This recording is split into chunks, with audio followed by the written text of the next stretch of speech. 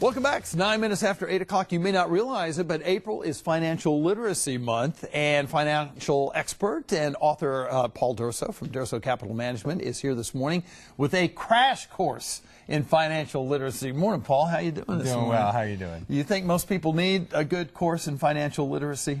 I think we can all brush up on our financial literacy. I think that's a good idea there. So what areas are we focusing? Well, first of all, who needs to be updated on financial literacy? I would probably ask it the other way. Who doesn't need an update? You know, I think we all, to some degree, need to get further education when it comes to money, because unfortunately what you don't know about money can definitely hurt you. Really? Yes. Oh, interesting, interesting. All right, well, tell us what areas should we be focusing on? Well, the first thing is kind of what we're talking about, is what you don't know. I mean, a lot of us go through life and think, hey, we've got that covered, don't worry about exactly. that. Well, when it comes to money, if you don't understand or think you know a little bit more and then come to find out you don't, it can cost you extra taxes and penalties and maybe even not even being able to retire.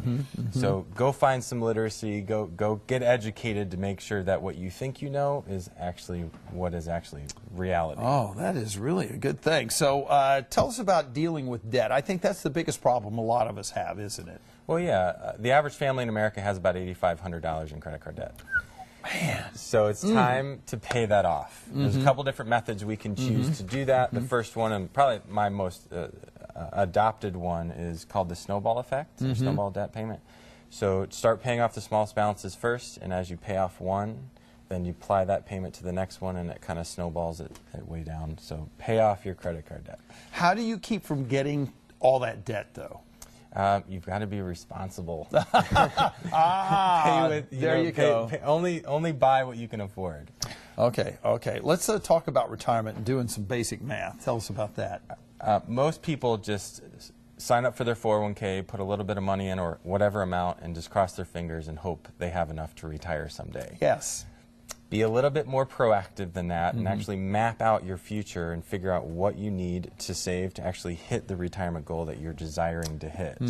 So that kind of leads us into the next one, which is start small, save big. Once you've mapped out your retirement and how much you're going to need to save, start implementing that and actually saving. But don't make your goal so big, so lofty that you can't afford to do it, because if you know you can't do it, you're not even going to try. Ah, that's true. That's so true. make it small enough where you can easily accomplish it. Okay, that's good. And what about protecting my savings? Once you save it, don't spend it. There's definitely this thing that most people do, or a lot of people do, where they save for their 401k and they borrow against it.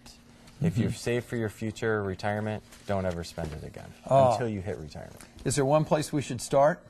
Well, we actually do a retirement planning class, a bunch of different colleges and universities, and if you don't have the time for that, then go online. There's thousands, millions of resources and websites to go to educate you.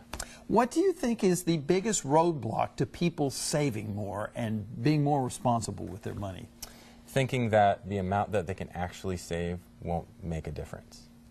So they almost trick themselves into not doing it. It's like almost psychological. They don't believe that saving $100 or $200 a month or $300 a month can get them to retirement. But in reality, compounding interest is so much more important than what people actually understand. Saving a little bit over a long period of time will add up big. Big.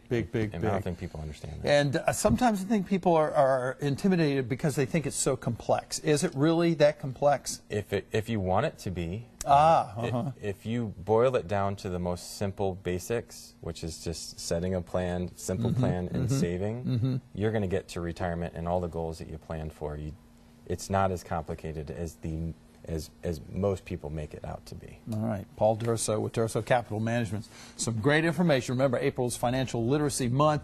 It's time to really think about it, and no matter how much you're in debt, you can work things out with good planning, right? Absolutely. You got that? Okay. 14 minutes after 8 o'clock, and we'll be back right after this. Don't go away.